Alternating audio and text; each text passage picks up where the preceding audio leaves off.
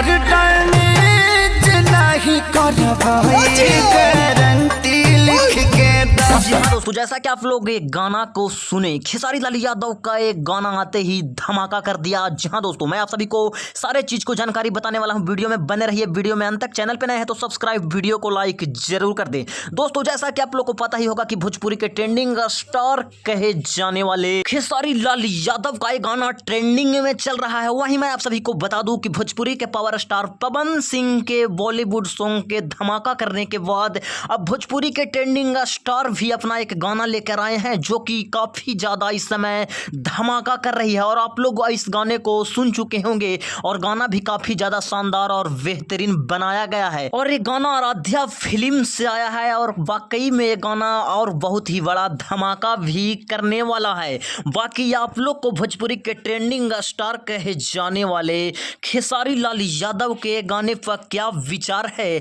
आप लोग कमेंट करके जरूर बताएं। और आप लोग भी भोजपुरी के ट्रेंडिंग स्टार को दिल से सपोर्ट करते हैं तो आप अपने इस चैनल को सब्सक्राइब एंड वीडियो को लाइक करना बिल्कुल ना भूलें।